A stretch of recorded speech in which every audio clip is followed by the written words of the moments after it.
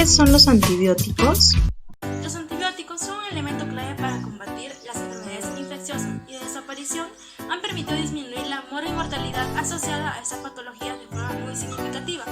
Es importante realizar un diagnóstico específico entre enfermedades inflamatorias no infecciosas, enfermedades infecciosas de origen viral, fúngico, parasitario o bacteriano, para así poder aportar un tratamiento adecuado, con el fin de mejorar al paciente y lograr un uso racional de los antibióticos. El hecho de diagnosticar una enfermedad infecciosa bacteriana no nos quiere decir necesariamente que se va a dar un tratamiento antibiótico. De hecho, en algunos países se indica la observación activa a algunas enfermedades infecciosas, agudas comunes como son habitualmente, atípicas o tórpidas o en presencia de complicaciones. Todo esto con el fin de disminuir la aparición de resistencia a agentes antibióticos. La resistencia a antibióticos plantea una grave amenaza para la salud pública mundial. Existen diversos mecanismos mediante los cuales las bacterias pueden generar resistencia y además transmitirla. Como resultado, la resistencia a antibióticos es una causa importante de falla de tratamiento médico, además de los mecanismos de resistencia que cada microorganismo puede presentar como célula individual. Algunas bacterias son capaces de agruparse dentro de una matriz de polisacáridos, proteínas y ADN, y conocida como biofilm, que dificultará la llegada de los antibióticos, de desinfectantes y distintos componentes del sistema inmune del paciente. Esto puede permitir el desarrollo de infecciones crónicas de difícil manejo.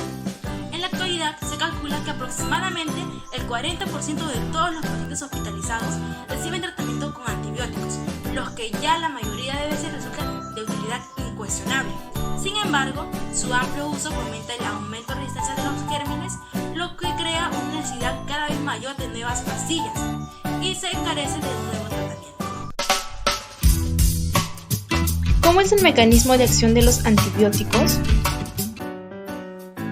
Para conseguir destruir o inhibir a los microorganismos, los antibióticos deben atravesar la barrera superficial de la bacteria y después fijarse sobre su diana, es decir, sobre alguna de las estructuras o mecanismos bioquímicos que les son necesarios para poder multiplicarse o para sobrevivir. Los mecanismos de acción de los antibióticos son diversos y a veces serán múltiples. Sitios de acción de los antibióticos. Como vemos en esta imagen, los antibióticos van a operar en los siguientes puntos. Puede ser impidiendo la síntesis de ácidos nucleicos, de proteínas o de la pared celular, o bien alterando la membrana celular de la bacteria sobre la que van a actuar. ¿Qué tipos de resistencia tenemos? Bueno, en esos tipos pues consideraremos que serán dos. Uno sería la adquirida y la otra sería la intrínseca. La intrínseca va a ser una resistencia que ya la vamos a encontrar presente en las bacterias y este factor va a ser el que le va a permitir que tenga un grado alto de adaptabilidad ante su entorno. Luego tenemos la adquirida. Como su mismo nombre lo dice, será adquirida por una cepa de una especie bacteriana. Esta también se dará por medio de una resistencia a transferencia genética horizontal. Un ejemplo de esto es la existencia de cepas de neumococo que han adquirido resistencia a la penicilina, cepas de Escherichia coli que son resistentes a la ampicilina y por último que son las cepas de estafilococos resistentes a la meticilina. ¿Qué son los mecanismos de resistencia de los antibióticos? Los mecanismos de resistencia antibiótica es la capacidad de un microorganismo para resistir los efectos de un antibiótico. La resistencia se produce naturalmente por selección natural a través de mutaciones producidas por azar. El antibiótico, al entrar en contacto con una población bacteriana, permite solo la proliferación de aquellas bacterias que presentan aquella mutación natural que anula la acción del antibiótico. Una vez que se genera la información genética, la bacteria puede transmitir los nuevos genes a través de transferencia horizontal o por intercambio de plásmidos. En esta imagen vemos los diferentes mecanismos que poseen las bacterias para resistir a los antibióticos. En ellas se sintetizan los 8 mecanismos conocidos hasta la fecha para resistir los antibióticos. Como resumen general, los sistemas de resistencia se basan en evitar que el antibiótico acceda a su diana y lo dañe. A continuación, pues vamos a hablar más detalladamente acerca de los 8 mecanismos de resistencia a los antibióticos. Empecemos a mencionar los 8 mecanismos de resistencia.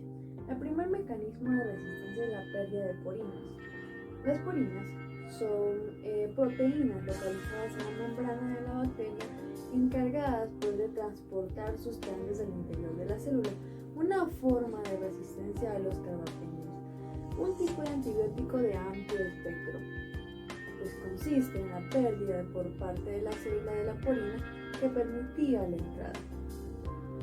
El segundo mecanismo tenemos a las beta-lactamasas. Las beta-lactamasas son proteínas con actividad enzimática capaces de romper enlaces químicos de compuestos beta-lactámicos, entre los que se incluyen antibióticos similares a la penicilina o a la ampicilina. Las bacterias que poseen estas enzimas son resistentes a este tipo de antibióticos de uso corriente en farmacia. El tercer mecanismo de resistencia son las bombas de destrucción del antibiótico. Algunas bacterias obtienen resistencia a antibióticos tales como los quinolonas o el cloranfenicol, produciendo elevados niveles de bombas de destrucción, que son proteínas transmembranosas que van a permitir la exportación del antibiótico fuera de la célula con gasto energético. El cuarto mecanismo de resistencia son las enzimas que modifican químicamente la enzima y lo inactivan. Algunas enzimas consiguen entrar en la célula, sin embargo, pues algunas cepas son capaces de producir determinadas enzimas que lo modifican químicamente, evitando pues que estos reconozcan su diana. Ese es el caso del ciprofloxacino, un antibiótico muy empleado en las infecciones de las vías urinarias. El quinto mecanismo de resistencia son las mutaciones en la diana específica del antibiótico. Los antibióticos son moléculas capaces de interaccionar con su diana molecular de forma análoga. Mutaciones de la diana hacen que el antibiótico ya no sea capaz de reconocerla.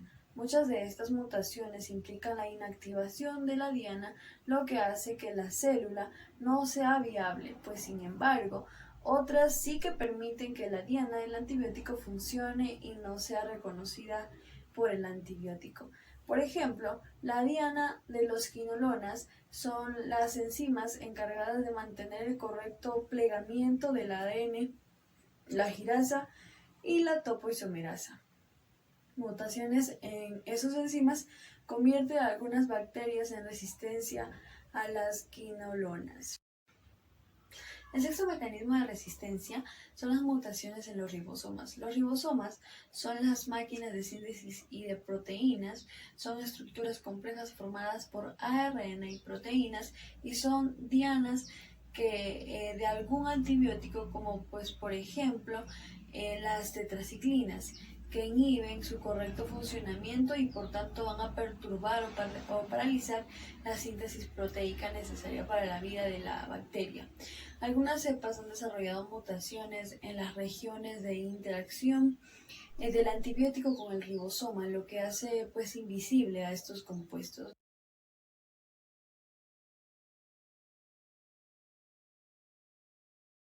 El séptimo mecanismo de resistencia son las mutaciones en las estructuras del liposacárido. Los liposacáridos son un conjunto de polímeros complejos que forman pues, parte de la membrana externa de las bacterias. Algunas bacterias, como las polimicinas, son capaces de interaccionar con el LPS, desestabilizarlo o impedir su correcta síntesis, ¿no? Mutaciones en la estructura del LPS pues va a impedir la unión de las polimicinas, inhibiendo su acción. Coexistencia en los principales grupos de antibióticos. Las bacterias desarrollan al menos 3 mecanismos para hacerse resistentes a ellos, que son independientes entre sí, pero pueden actuar sinérgicamente. Primero, tenemos la alteración de las enzimas diana PBPS, la alteración de la membrana externa y la producción de enzimas activantes beta-lactamasas. La resistencia a meticilina en estafilococos, a beta-lactámidos en neumococos y enterococos, y en algunas bacterias gram negativas, a Haemophilus o gonococo. Pueden ser debidas a la alteración del PBPS. La resistencia a los beta-lactámicos. La resistencia que desarrollan las bacterias frente a los beta-lactámicos representa un grave problema, pues es probablemente el grupo de antibióticos más utilizado.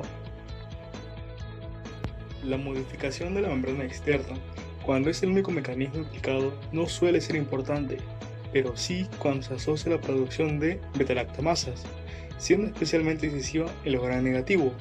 En esta imagen podemos observar lo que serían las partes del gran positivo y el gran negativo, pues los beta-lactámicos entran a través de las porinas, que al modificarse o separarse pueden causar resistencia en Escherichia coli, Pseudomonas, Haemophilus y Gonococo. La producción de enzimas inactivantes es sin duda el mecanismo más importante de los beta-lactámicos, ya que la adquisición de beta-lactamasas, plásmidas o cromosómicas es la causa más frecuente de resistencias.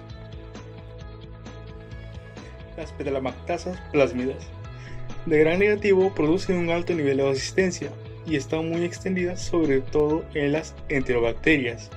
Algunas son de espectro amplio y confieren resistencia a la práctica en totalidad de los antibióticos beta-lactámicos. Desde que se puso manifiesto la importancia de las beta-lactamasas, se buscaron inhibidores de estas enzimas, incluyéndose en este término diferentes compuestos químicos, entre los que destacan el ácido clavulánico, sulbactam y tazobactam. Sin embargo, ya han detectado una nueva clase de beta-lactamasas que confieren resistencia a estos inhibidores. Los aminoglucósidos.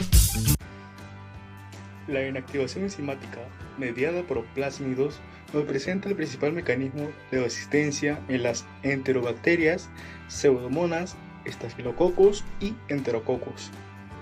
Pero existen otros mecanismos como alteraciones de la permeabilidad de la membrana y o mutaciones cromosómicas.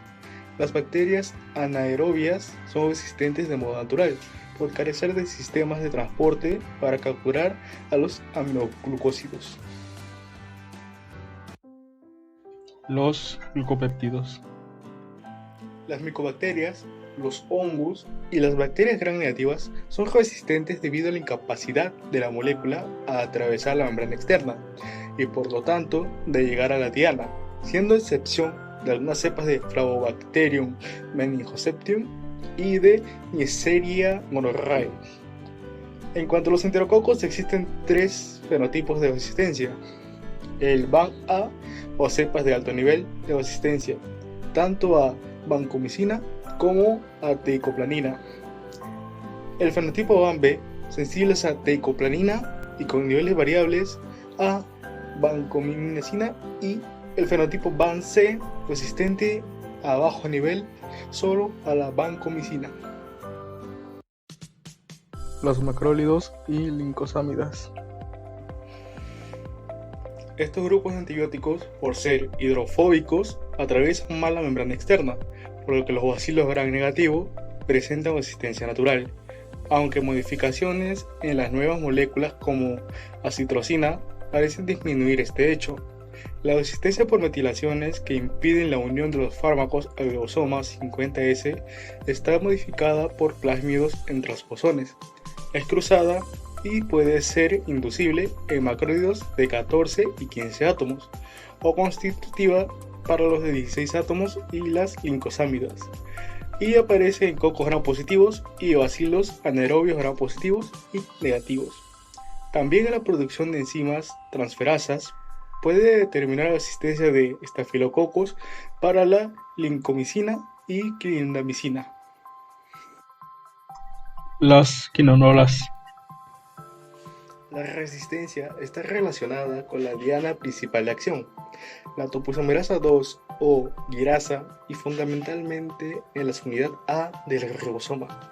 No obstante, cada vez se da más importancia a la presencia de mecanismos de expulsión que impiden alcanzar concentraciones intracelulares de antibióticos suficientes o dificultan el paso a través de la pared. Recientemente se ha descrito también la presencia de plásmidos e incluso una cepa de Klebsiella pneumoniae con un plásmido de resistencia múltiple que incluía también quinolonas.